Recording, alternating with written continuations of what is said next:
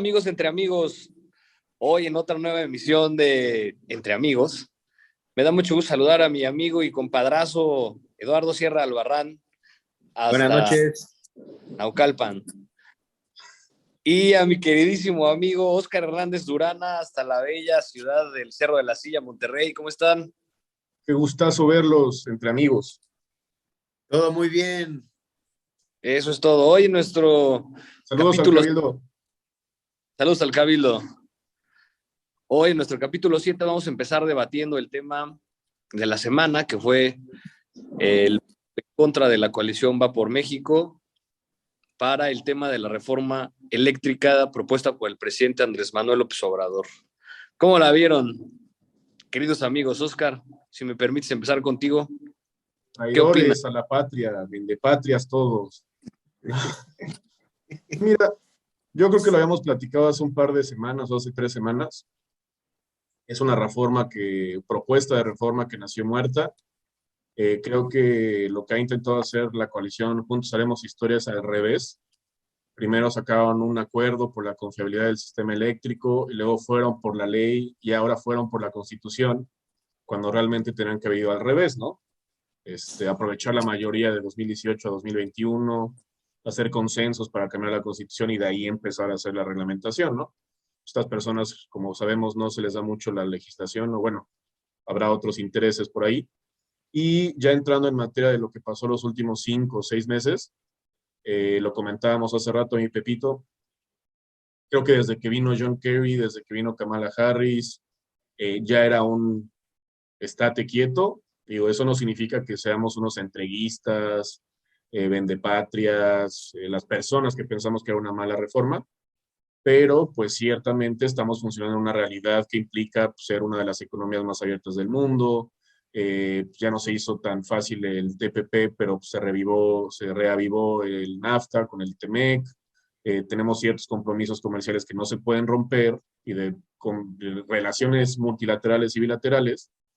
Y pues dijeron, como el mayor socio comercial, pues sabes qué, por aquí no vas. Se siguió por ese camino, la carta de hace un par de semanas de la secretaria Lee, y pues yo creo que Morena bien sabía que no iba a pasar, que no podía pasar, que iba a meter al país en una problemática muy grave, la pérdida económica por los contratos, ya no iba a ser probablemente empresa contra Estado en los tribunales internacionales, sino iba a ser Estado contra Estado, iba a ser un problema. Yo creo que lo usaron para un golpeteo político, ¿no? Yo la empujo, sé que no va a pasar, inclusive si no se hubiera presentado la coalición Va por México, yo creo que hubieran hecho alguna cosa ridícula para decir, hoy no vamos a sesionar, mejor lo vamos a analizar. No iba a pasar, y pues lo fácil, ¿no? De que ya vieron quiénes son los traidores, ellos venden la patria, yo sí quería hacerlo, y para las gubernaturas esa va a ser la misma cantaleta, ¿no? Pues ellos no querían, yo sí quiero al pueblo, el pueblo bueno, le fallaron al pueblo, bla, bla, bla, bla, y pues mucha gente lo va a comprar, ¿no? Ahora, pues tampoco es defender a la coalición Va por México, ¿no? Yo sí creo que de lo que existía en 2010 a lo que se hizo en 2013 en materia eléctrica, es un mejor escenario. Sí hay muchas cosas perfectibles, no es como que lo que estamos haciendo ahorita es lo mejor y garantiza la confiabilidad del sistema y vamos a cumplir la demanda de aquí a 2030. Súper perfectible, pero lo que se quería hacer no iba a abonar a ser mejores como país en el sector eléctrico, sino dar un paso hacia atrás. Pero pues también lo vimos el domingo, ¿no? Igual ahorita lo comentan del compañero Noroña y las ridiculeces del PAN y cantar el himno. O sea, si tuviéramos buenos legisladores y legisladoras, pues podríamos hablar de un debate que sí nutra y que nos encamine hacia un mejor prospecto del sector eléctrico, pero pues lo que tenemos es puro ridículo, ¿no? Hasta ahí mi comentario. Perdón que te interrumpa antes, Milalo, o sea, lo que estás diciendo es que la reforma eléctrica nació sin pies ni cabeza y sabía el presidente y Morena que no iba a pasar. Sí. O sea, tal vez había una intención de generar ahí como que calar el agua, pero desde que se sabía que iba a ser una afrenta directa a lo que se había firmado hace un par de años, que estuvieron metidos ellos en la última parte de la negociación con lo del TEMEC, no iba a pasar, no iba a prosperar. O sea, es demasiado problema meterte en eso ahorita. Aunque lo quieran tildar de vendepatrias y entreguistas y todas esas ridiculeces, sea, la realidad, el pragmatismo económico y político de estos momentos con Estados Unidos es, no va a pasar, güey.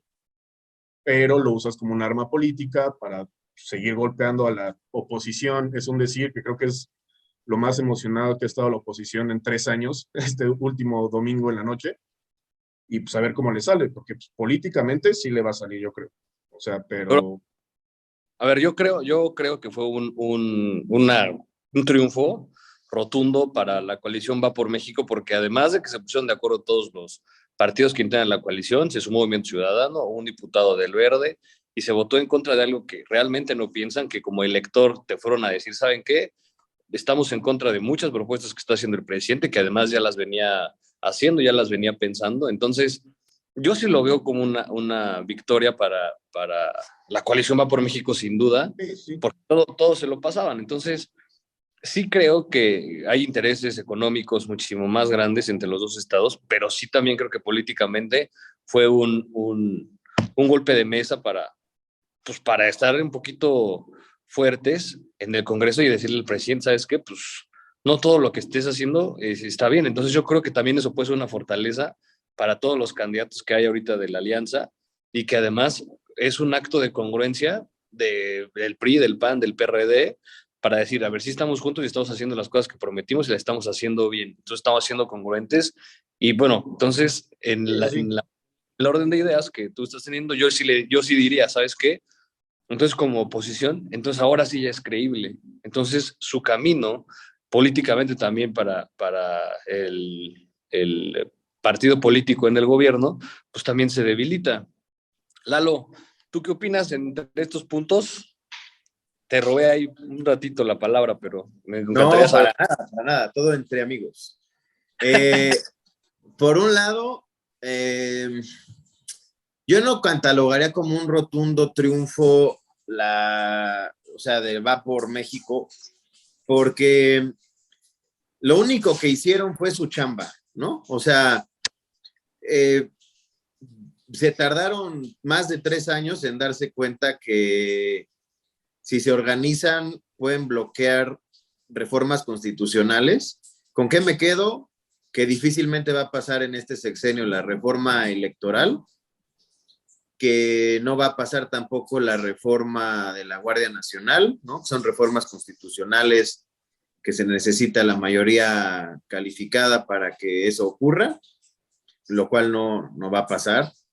Al final, yo considero que el cálculo político del presidente fue más bien hasta dónde puedo estirar la liga y qué lectura puedo hacer de ello, ¿no? ¿Y dónde estiró la liga? Pues en la Suprema Corte. Logró mostrar que sí puede tener una injerencia fuerte, sobre todo con el ministro Saldívar, donde se mencionó que sí era constitucional la propuesta de decreto que había mandado el presidente y ahí logró una primera victoria el presidente, que se discutiera para visibilizar el tipo de nación que queremos los mexicanos y entreguista o soberanía nacional. Es algo que pega mucho en la gente, que al final va a tener, yo creo que un balance favorable si lo logran capitalizar. Le han dado la estafeta a Mario Delgado y a la senadora Citlali y por eso Morena está mal. Lo menos que yo haría sería la campaña como de monografías que están haciendo de traidores a la patria, porque justamente le están dando exposure a todos esos diputados y les están haciendo campaña de a gratis. Justo lo que la oposición la hemos criticado interminables ocasiones aquí, dejen de hablar del presidente porque le están dando campaña gratis. Pues bueno, Citlali y Mario Delgado están haciendo lo mismo. A Mario Delgado al parecer le gana lo tecnócrata errático en política. Entonces el balance es uno, AMLO logró mostrar hasta dónde puede estirar la liga, llegando hasta el Poder Judicial. La oposición logró mostrar que si se unen y se ponen de acuerdo, pueden vetar reformas constitucionales de gran calado, como puede ser sobre todo la electoral. Sí. 3, qué pena de legisladores. Al final, la alianza, o sea, los legisladores de Va por México dieron varios pretextos para que se armaran los trancazos con los de Morena. No veía el caso que se fueran a todos hacia el atrio para hablar, o sea, vergonzoso el nivel de debate también. Se discutió hasta el cansancio cuando previamente ya se había cantado el tiro de que no iba a pasar. Es lo que emociona, ¿no?, a la gente. O sea, el mame de que va a salir en el periódico de cantaron el himno y 100 pelados atrás con los carteles. Como nosotros tres al menos y muchos de nuestro auditorio saben que eso se acuerda entre 7 u 8 personas horas antes y cómo va, va a haber negociación, no. Pero es lo que nos gusta de cuando se ponían las máscaras de Salinas, es un desmadre. Pero da risa, para mal, pero da risa. Sí, o sea, es el color de Faitelson hecho política, sí, pero al final yo creería que ese sería mi balance. Y bueno, el día de hoy, bueno, en la semana, para cuando nos escuchen, pues se aprobó la ley de litio, que pues es como decir que haya educación universal, ¿no? O sea, pues al final el artículo 3º ya lo estipula. De igual manera, pues estipula que todo lo que los minerales, recursos naturales del subsuelo, pues son propiedad de la nación. Entonces, al final, como que lo hicieron como premio de consolación, como derivar un poco la discusión y ya. Pero, pues, como unos plantean al presidente como gran estratega de ajedrez, parece que estoy viendo a mis 2 sobrinitos de 3 años jugando ajedrez, moviendo el alfil de manera vertical y horizontal, porque no le entiendo al juego que están haciendo, simplemente. Ahora, ahí robándote un poco, Pepe, sí me sorprende la capacidad de negociación, porque esto se lleva hablando al menos 9 meses, ¿no? O bueno, cuando se abrieron el Parlamento abierto y esas chaqueteses, güey, les faltaron como 55 votos. O sea, yo sí pensé que al menos iban a pegarle a los 300 para aprobarlo, ¿no? O sea, como a favor, 276. O sea, ahí sí hablan de un nula capacidad de negociación. Yo pensé que algunos del PRD se iban a doblar, tal vez 15 del PRI, o sea, pero pues que uno se haya doblado habla de una pésima negociación política, tal vez de una soberbia, y ahí abonando a tu punto, ¿no? De, pues, ¿a qué estás jugando, no? Si nada más era para ver si Saldívar ibas, o sea, como que la Suprema Corte va a estar contigo, pues ya lo hicieron desde el año pasado con con algunos cuestionamientos. Lo de este año también con lo de la LIE. Entonces, pues sí, hasta donde puedo, pero como dices, mi capacidad de hacer política nada más polariza, güey. O sea, no sé si también leía una columna en la mañana, ¿no? De si igual y Ebrard tiene muy asegurado el verde y pues está jugando sus cartas y pues entre la lucha de Delgado con los otros de Morena, pero pues sí, como dices, yo estoy muy de acuerdo con los 3 puntos, los legisladores muy bajo nivel, el presidente anda calando el terreno, que no es lo mismo que hacer política, y y pues sí, qué bueno que no pasó. Ahora, hacia el futuro, el país sí demanda un sistema eléctrico muchísimo más competitivo.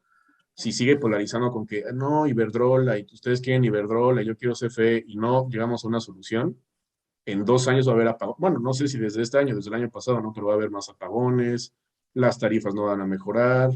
Sé que es solo el sistema eléctrico lo de ahorita, ¿no? Pero pues lo de la gasolina que hemos hablado en otros programas. O sea, no vamos hacia un escenario donde digamos, bueno, México va a ser competitivo.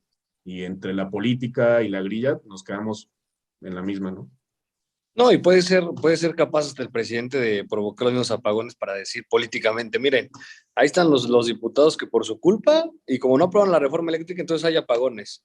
O sea, puede ser maquiavélico de hacer política y de querer gustarle al pueblo, pues para hacer cosas que pues a lo mejor no van ni al caso, ¿no? Y yo comparto plenamente, ahora sí, con Chosky, porque sí no hubo un solo acuerdo político, ¿eh?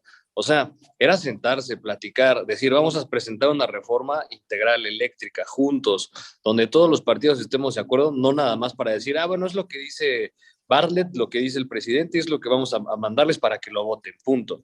O sea, pues en ningún momento en la vida política de México se han llegado a tomar acuerdos de esta índole tan fuerte y tan tajante. Entonces, sí les faltó mucha política, sí les faltó un nivel de negociación enorme. le sobró soberbia. Yo creo que sí tiene que haber, o sí tenemos que transitar hacia un mejor sistema eléctrico, una reforma energética que realmente ayude a generar crecimiento económico para el país, que traiga muchas más inversiones, pero sobre todo darle ese valor agregado que es ahorita el tema de energías limpias, el tema de energías sustentables, o sea, todo este tema que hay en boga, pues creo que sí se tiene que traer hacia la nueva discusión de la reforma eléctrica. Entonces yo creo que también un acto congruente de la Alianza Va por México debería ser, aunque no vaya a pasar, porque sabemos lo que va a pasar, pero también como propuesta para que vean, como dice también Lalo, que están haciendo su chamba, entonces que como legisladores hagan una reforma eléctrica, la propongan y también nos digan lo que están pensando, qué es lo que piensan hacer, porque necesitamos proyecto de nación, no nada más que salga Alejandro Moreno y no sé cómo se llaman los demás del PAN ahí para decir ganamos, o sea, no ganaron nada, fue e hicieron su trabajo, pero ahorita también su trabajo es proponer, a ver, ¿qué le están proponiendo a los mexicanos?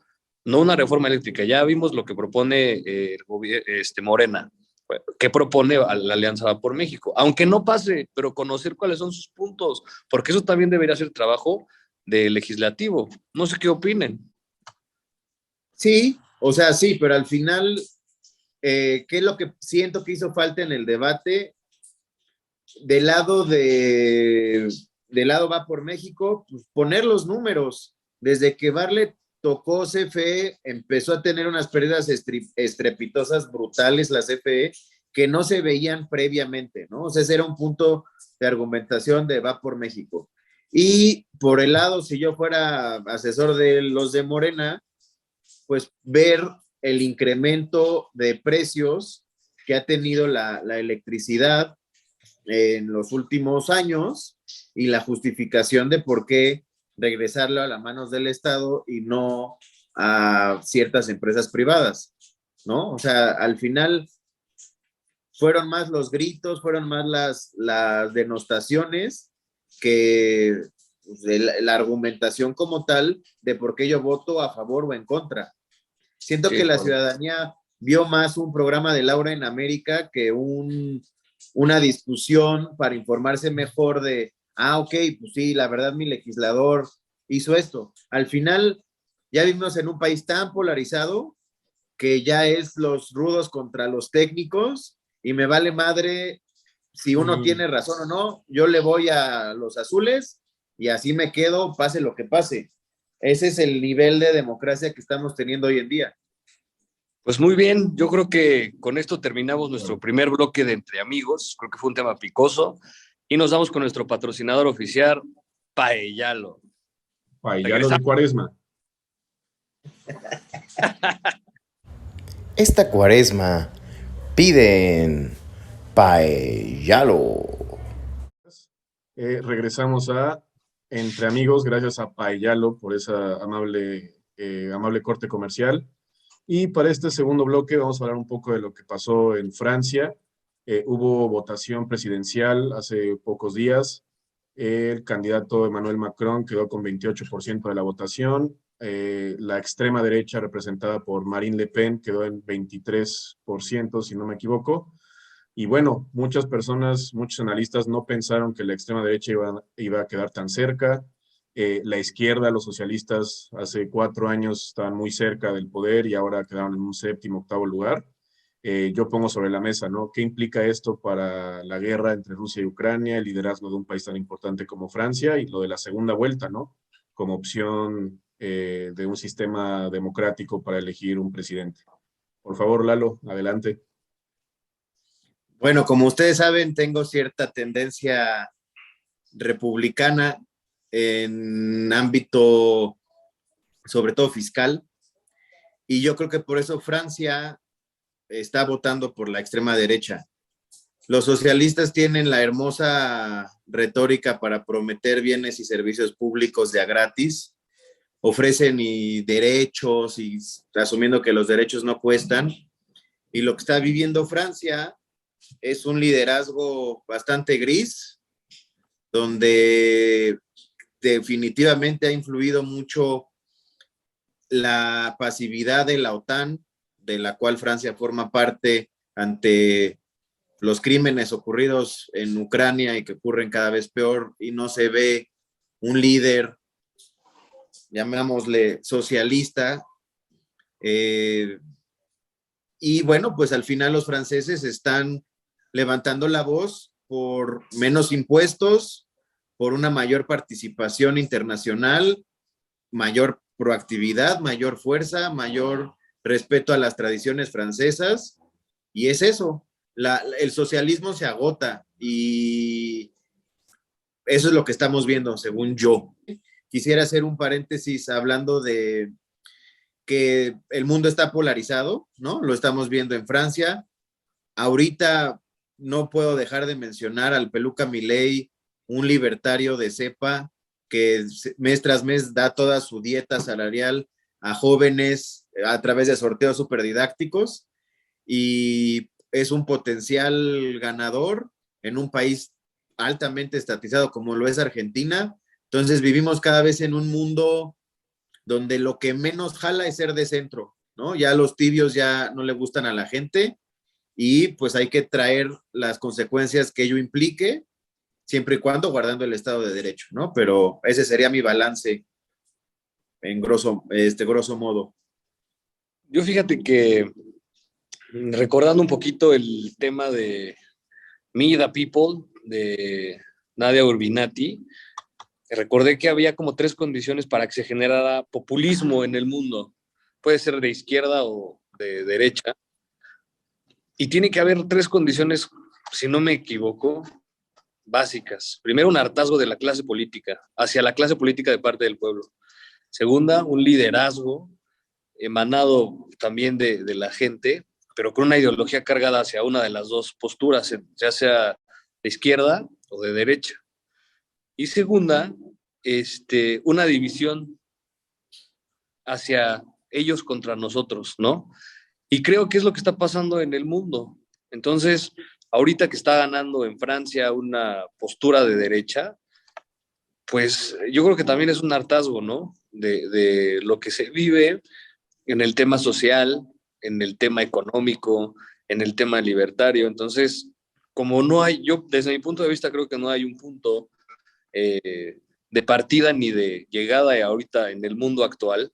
Entonces sí es preocupante que ciertas ideologías pues vayan ganando a través de ciertos populistas. Entonces, pues a mí yo creo que es un tema particular de cada estado, nación, pero sí me preocupa que lleguen personas que no están dispuestas a gobernar para la gente y por la gente, ¿no? Porque al final esa polarización de la que habla Lalo, pues se vive cada vez en temas económicos, en temas de seguridad, en temas sociales. Entonces, yo sí diría que es importante hablar un poco más sobre la humanización de la gente hacia otros aspectos un poquito más drásticos como este tema del populismo de derecha e izquierda y bueno, que estamos viendo en todos los países, dada también la circunstancia internacional que estamos viviendo, que es una invasión de Rusia hacia Ucrania. Sí, Ahora, de acuerdo. si me permiten tantito, No, sí, adelante. no puedo dejar o sea, se me venía a la cabeza constantemente. Típicamente se identifica a los ricos como la clase conservadora y a los pobres como la clase más, digamos, liberal, más de izquierda. En ciertos contextos. Podemos identificarlo exactamente más apegado a nuestro contexto latinoamericano. Pero hoy en día en países ya desarrollados, creo que se ha invertido por completo los papeles. Hoy los millonarios son los demócratas, lo podemos ver en todas las costas de Estados Unidos, donde son las más adineradas, partiendo de la este con Nueva York y terminando con la oeste en California. Muy generalizar eso. Están No, en realidad tú lo puedes ver a nivel county.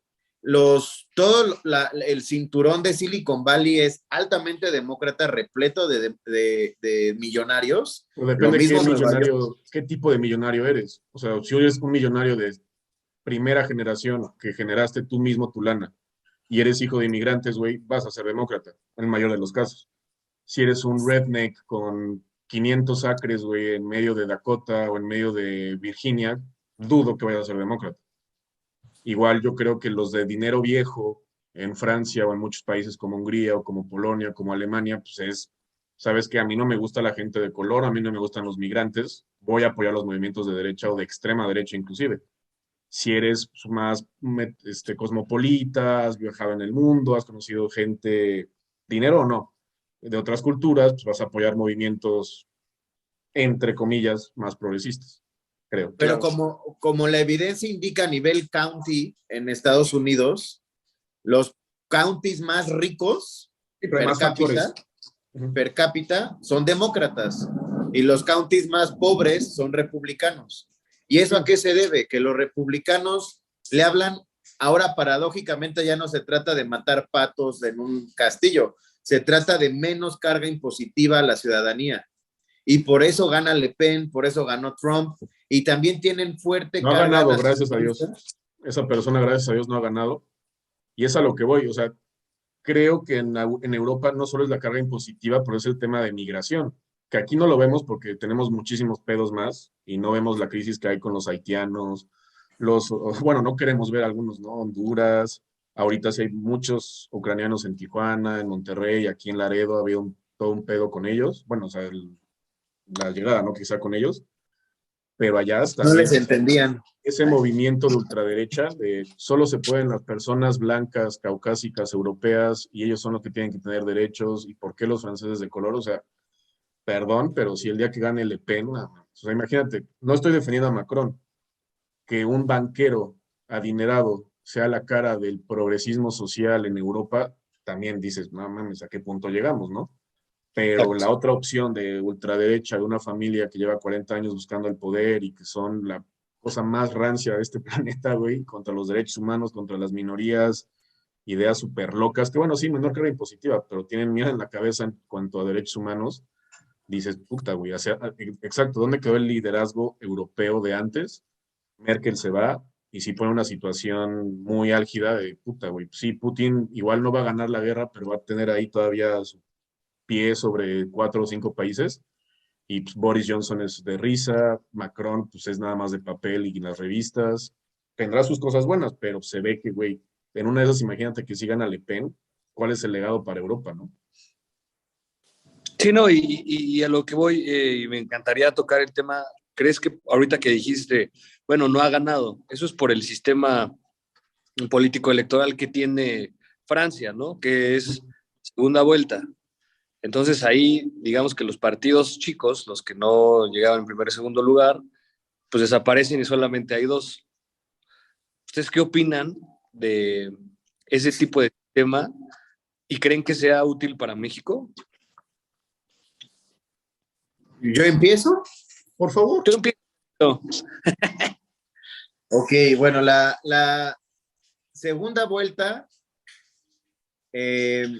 se tiene como origen principal pues legitimar el gobierno entrante en un contexto donde en la primera vuelta no avasalló una opción, ¿no? Para que se pueda decir más del 50% de la gente votó por este proyecto.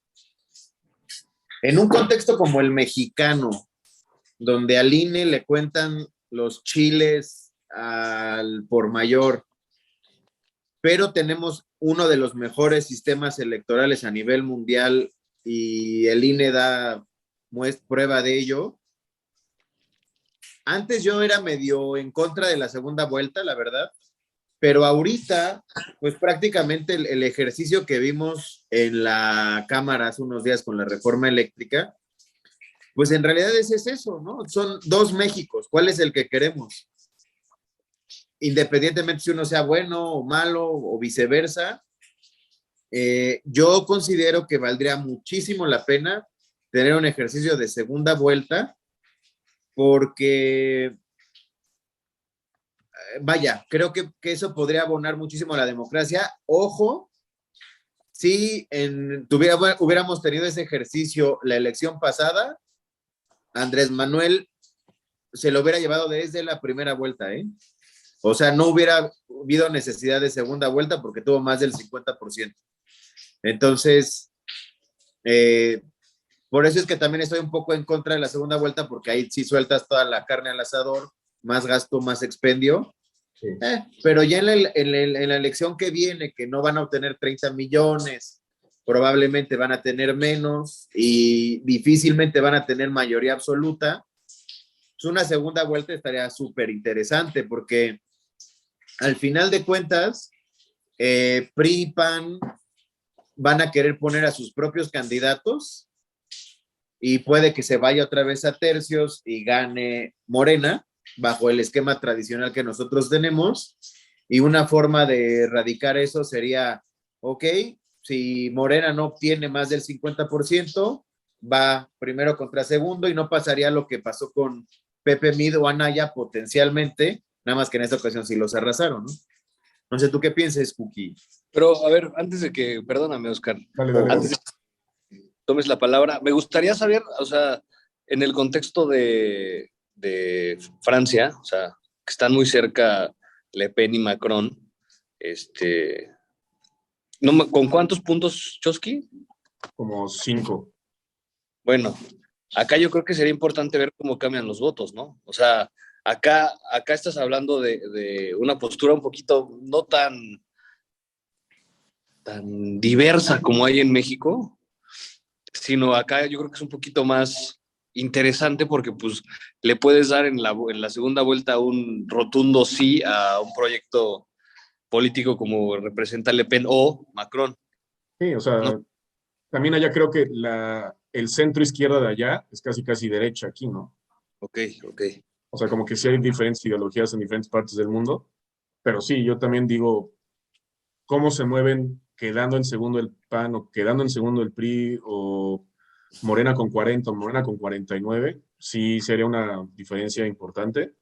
Yo estoy de acuerdo en que sí tuviera el presupuesto suficiente y una cultura política adecuada al país para, pues, el presupuesto para el INE, yo estaría de acuerdo en una segunda vuelta.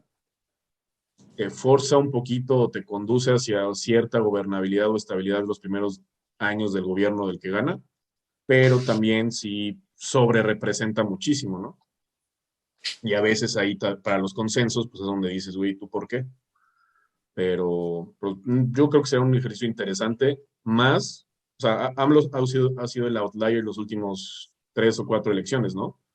Pero pues cuando el que gana tiene 31 o 30%, yo creo que sería un muy buen ejercicio. Pero por ejemplo, ¿ustedes Correcto. qué hubiera pasado en la elección con Calderón?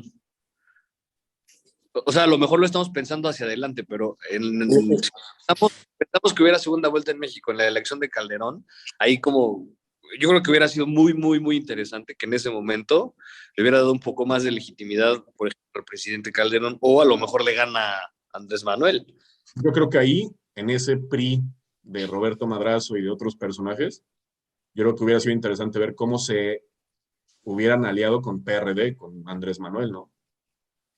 Así es. ¿Tú qué Sí, opinas? hubiera durado más el plantón.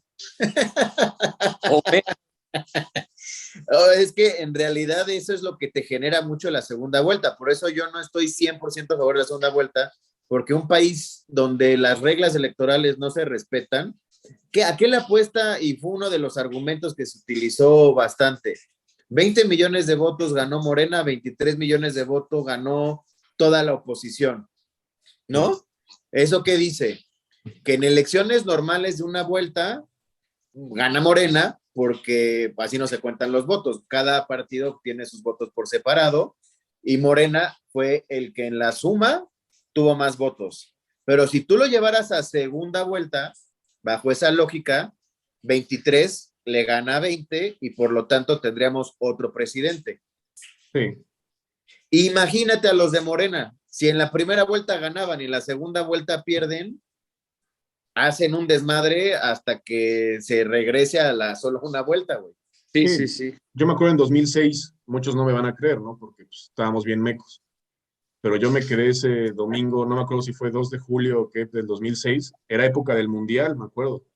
No sé si ya eran cuartos Alemania, o semis. Alemania. Y me quedé esa noche en mi computadora Lanix con Windows 98 o 2000. ¡Ea! ¡Ea! Y estuve siguiendo, ¿no? Me quedé como hasta la 1:30, 2 de la mañana. Me quedé justo hasta el famoso cambio de tendencia.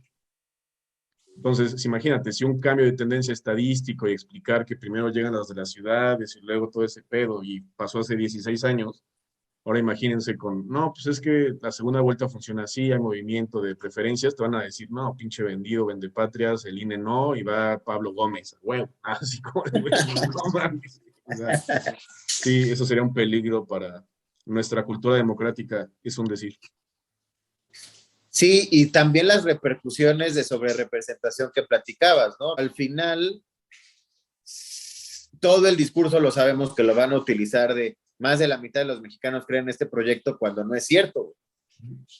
Y en la realidad, pues no les va a alcanzar el capital político y va a polarizar aún más la legislación y menos van a pasar las cosas si es mayoría calificada. Lo que debería de hacer y apostar la oposición es ponerse de acuerdo en un contexto donde no tenemos segunda vuelta y lanzar a un solo candidato, hacer como una especie de segunda vuelta desde la primera y que México apueste por Morena o por la oposición, que sea dos candidatos nada más. Como pasar al bipartidismo, ¿no? Sí, claro. Al Eso menos genera en preferencias, al menos. Eso Sí, estaría... o sea, al final el bipartidismo tampoco es garantía de que todo fluya en cualquier legislación, basta ver Estados Unidos, pero ¿qué clase de partidos políticos tenemos? El Verde votando en contra de la misma reforma que aprobaron en el 2013, Siendo un citando a partido Séneca verde. de manera más hipócrita posible, ese pinche ampón, no, güey, o sea, nuestros partidos políticos dan lástima, o sea, ¿a mí qué me dice que tiene de diferente hoy en día el PRI del PAN? Sí, hay ciertas ¿O qué cosas, me, ¿no? Sí. no, o sea, el PT, pues sé que nada más gritan y ofenden, Y son amigos de Corea del Norte. y de Cuba, y o sea, yo no sabía ese como chisme de Radio Pasillo, que si tú querías llegar a Cuba a hacer business, cualquiera, tú debías de pasar, creo que se llama Naya, el líder del PT, se apellida Naya, ese güey es como el vínculo empresarial para que puedas hacer business, eso yo no lo sabía. Oye, y bueno, si ustedes saben algo, corríjanme o guíenme, pero es cierto que salió como en Durango el PT, ¿Cómo que salió? o sea, se creó en Durango, o sea, su fuerza estaba en Durango, algo así. Bueno, ahí sí saben alguno de los que nos escucha si salió en Durango, por favor, coméntenos ya si llegaron hasta este nivel del podcast, coméntenos, nos va a servir mucho escucharlos. Y bueno, Perfecto. pues, ¿qué les parece? Y vamos a pausa comercial de nuestro patrocinador sazo oficial, Paellalo. Ya lo entre amigos. No olvides pedir tu tablita de quesos y tu vino tinto en Paellalo. 3. Y bueno, amigos, para terminar este séptimo capítulo, vamos a platicar sobre nuestros libros favoritos o nuestros autores favoritos. No nos vaya a pasar como a nuestro expresidente que hablaba sobre la Biblia. Que se vale. Que se vale si conoces el Antiguo Testamento y el Nuevo Testamento, ¿verdad? Pero no creo que haya sido el caso. Pero bueno, vamos a platicar sobre nuestros autores favoritos, nuestros libros y pues escucharlos por si nos tienen alguna recomendación de libros. Lalo, me gustaría que empezaras. Ok. Bueno, pues ahorita me viene a la mente un libro que se llama Outliers, ampliamente recomendable a la audiencia. Malcolm Gladwell. Es correcto. Esencialmente lo que plantea ese libro es por qué existe gente diferente en el mundo en un ámbito de ser sobresaliente. Habla de una regla que se llama la regla de las 10,000 horas, donde plantea que si tú practicas lo que sea durante 10,000 horas, te vas a volver el más pistola en ese rubro, ¿no? Ejemplos, habla de los Beatles, que antes de que fueran famosos, tocaban toda la semana en un bar de mala muerte, creo que en Bélgica o en Holanda, y que si no hubieran pasado ese año, 2 años, tocando desde la mañana hasta la noche para amenizar un bar, no hubieran llegado a ese nivel de entendimiento entre ellos, ¿no? Otros ejemplos puede ser Tiger Woods, empezó a pegarle a la pelota desde los 2 años, casi caminaba a penitas y ya le estaba dando a la bola. Habla que también influye, por ejemplo, hasta la fecha de tu nacimiento, donde el 95% de todos los jugadores de hockey profesional de Canadá, sin duda la liga más competitiva de hockey a nivel mundial, nacieron entre enero y marzo. ¿Por qué? Pues porque... Pero ese dato lo toca justo Javier Sala y Martín en su libro Economía en Colores, y habla de los niños de diciembre. Y bueno, él es súper fan del Barcelona. Cañón.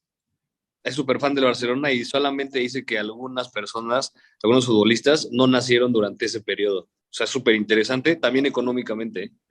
Perdón. Correcto. La explicación o el mecanismo causal de eso es que un niño que nace en enero tiene 11 meses más de madurez que en el mismo año, la categoría 90, llamémosle así, que el güey que nació en noviembre o diciembre, claro, donde pues teóricamente pues tienen un año menos o casi un año menos, y cuando van las visorías, los entrenadores, etcétera, pues ven a esos niños de la categoría y dicen, ese güey es mejor. Entonces se vuelve como en una trampa de éxito, llamémosla así, porque evidentemente a esos niños los van entrenando cada vez más, los ponen en los equipos más competitivos y así es el camino hacia el éxito, ¿no? Entonces ese podría ser uno. En esta época de tanto enojo y de pues que cualquier cosa te puede irritar, se llama The Subtle Art of Not Giving a Fuck, o el arte sutil de que no te importe un carajo, donde también te mueres de la risa con ese libro, altamente recomendable, y que te enseña a no ser tan enojón, ni que te afecten las pequeñas cosas de la vida. No sé, si vas al súper y te dan con puras monedas de a peso, pues no te emputes, es dinero, para algo va a servir.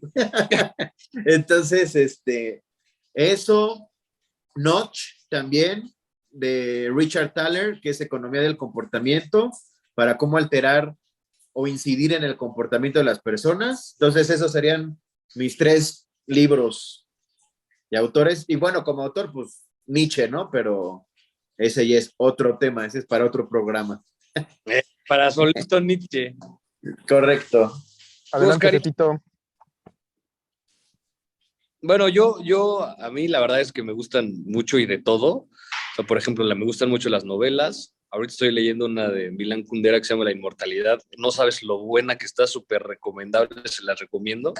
O sea, apenas creo que en el capítulo 5 ya estoy, pero sí súper metido en la historia de Agnes. Además es un escritor que realmente, yo creo que escribe como piensa y te va envolviendo en cada página, ¿no? Yo creo que el libro que estoy leyendo ahorita de Milán, el de La insoportable levedad del ser, que ya leí, y el libro de Mis amores ridículos, creo que son de mis tops de él. Me gusta mucho también Kierkegaard, Soren Kierkegaard, lo uno o lo otro. La verdad es que es un librazo, me fascina. El existencialismo creo que es algo que a mí en lo personal me gusta mucho. La verdad es que Lalo también me introdujo a ese mundo con Miguel de Unamuno, con Niebla. Albert Camus también, buenísimo. Buena.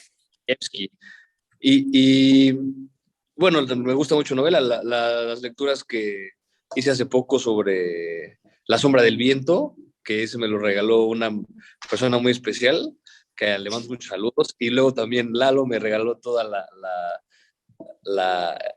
¿cómo se dice? Toda la colección de la saga. La verdad está increíble leer a Carlos Ruiz Zafón, se lo súper recomiendo. Isabel Allende también me encanta. Y bueno, también la verdad es que de autores así como a mi hermanazo Lalo, pues también Nietzsche es un autor le podríamos dedicar, yo creo que un bloque entre amigos completito y todavía nos quedaría para rato. Creo, bueno. ¿Sabes también que me gusta mucho? El manantial de Ian Rand, creo que también es de mis top. O sea, es de mis libros. Ayn Rand es lo máximo. Sí. O sea, y también conocer su historia de cuando se va de Rusia y llega a Estados Unidos y cuando escribe El Manantial y luego La Rebelión de Atlas, la verdad es que es completísimo, porque además es una mujer sumamente congruente cuando habla hasta de las mujeres, o sea, del feminismo en sí. Entonces, creo que la verdad para mí es una mujer completa, es una autora increíble, sus libros son, desde mi punto de vista, magníficos, o sea, Para cada quienes parte. se quieran introducir a Ayn Rand y les llame o sea, les quiera como picar la costilla, vean una entrevista que está en YouTube donde una mujer de entrada en un horario prime time en Estados Unidos, un país altamente católico, cristiano, un hombre entrevistando a una mujer en un contexto altamente machista, la mujer hablando de que es atea, que Dios no existe, que el capitalismo es el mejor sistema.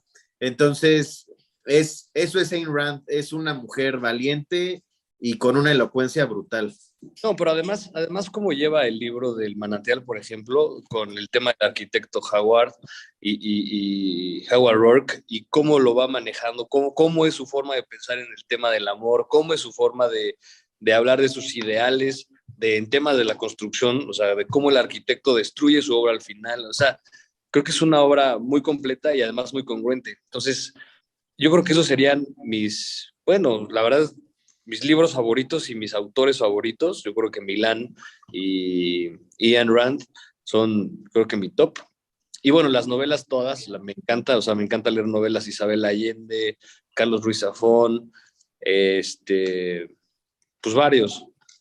¿A ti, Chosky? Yo creo que, no sé si sean mis tres favoritos, pero tres que me han marcado muchísimo. La Uno vi. que leí en secundaria, que es, no, la Biblia, obviamente.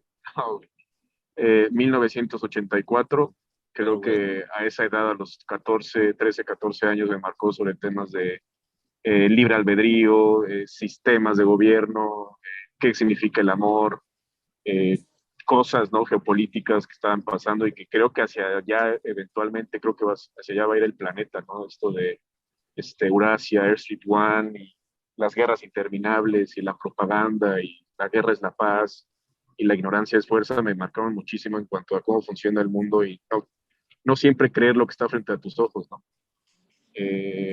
Otra increíble que también me marcó, creo que los últimos años de la universidad, El mito de Sísifo de Camus, Uf, Buena. buenísimo también de esa corriente de la que estábamos hablando de Kierkegaard y ese legado existe. filosófico de pensamiento. Y yo creo que otro también, bueno, más reciente, que me gustó muchísimo, Salvar el Fuego de Guillermo Arriaga. Es muy, muy No lo buena. conozco. Pues él escribe, bueno, antes, ¿no? Con lo de las películas. Eh, muy, muy buena novela, la recomiendo muchísimo. Y otro que me marcó Simón de Beauvoir. también todo lo que leímos, ¿no? De filosofía política. Como diría el presidente Simón de Beauvoir.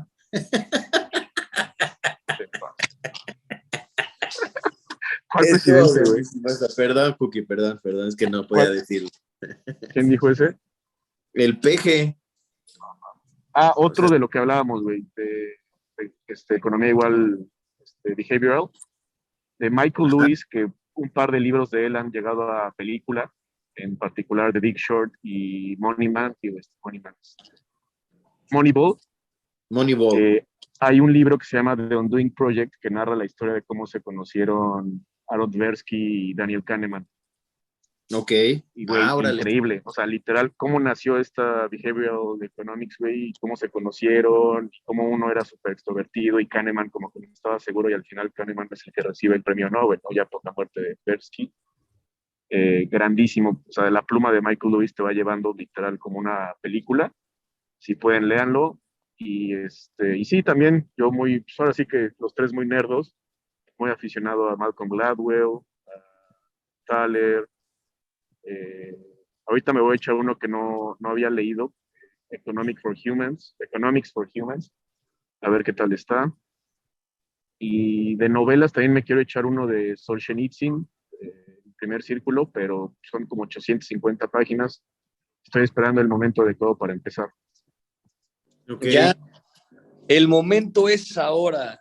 La lectura es la única fuente que nos hace iguales, porque nos hace ver ignorantes ante todo el mundo. Muchas gracias, amigos. Ya nos vamos. Este es nuestro capítulo número 7. Les mando un abrazo, Lalo, Chosky. Que tengan un excelente restito de semana. Que la pasen súper bien. Les mando un abrazo, cuídense mucho. Y amigos entre amigos, nos vemos y nos escuchamos en la próxima emisión de Entre Amigos. Cuídense mucho. Nos vemos. Abrazo, amigo.